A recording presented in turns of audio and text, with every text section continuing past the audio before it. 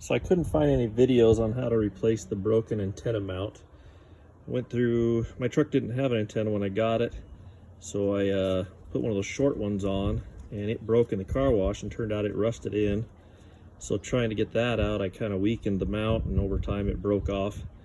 So these are only like 22 bucks from the dealer, but they want 300 to put it on. It's not too hard. There's one spot that's a little bit of a pain. So up here you'd pop these clips up. You can pry this spot up. Underneath there, there's like 3 bolts on that little antenna mount. So you take those out. I don't remember the size. It was around 7mm. And then so I started here. I cut the wire just below the fender to then pull this out. And then you start your new one up here, and the wire routes around this side and around, and then goes down through here and ends up in your fender well. Put that back. It's already the new one on there. Under your fender, you got to take the fender liner out. It just has a few bolts that go around here. There's a little clip that slid on. Oh, I don't remember. It's somewhere back here. You'll see it on your fender liner. There's a bolt up here towards the front. A couple of them are along here. One of mine, I think, was already missing. And then there's this foam that's up in your fender back here. So that's the new wire. So you pop this grommet here out.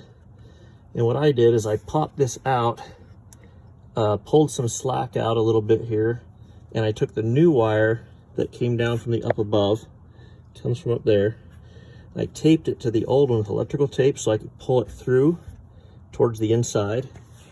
And that's the part that I had a little bit of trouble with. I took way more of my dash apart than I needed to, turns out. So if you look up the video to change your cabin filter, it'll tell you how to open this up. It's pretty easy. So then I taped, like I said, the wires together so I could pull it through. And as it comes through, it catches. And I have my little camera here. This is my camera that goes in there so I can see where the wire routes. I don't know if you can see on that screen there, there's that little clip right there that holds the wire. So I had to reach in with a long screwdriver and pop that clip free.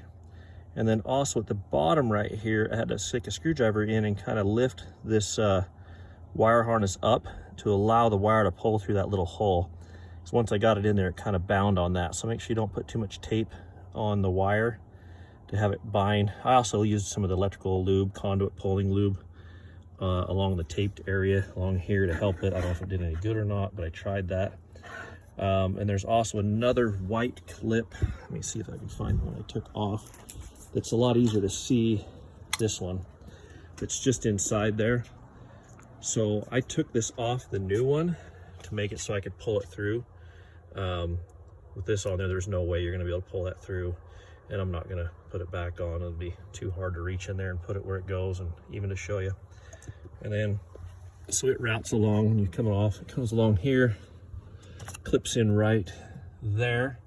Little push button is back here to release the wire from it for the antenna. So if you can get it through that tight little hole right there, it's not too bad to do. If you have to pull the rest of the dash apart, I don't know how you get the rest of the dash apart to get in there. I looked from underneath the dash and through all the sides, so I pulled all these panels off trying to get in there, and I couldn't get to it. So I just found if I put a screwdriver right here and kind of pried that gap carefully so I don't gouge into that, I was able to pull it through.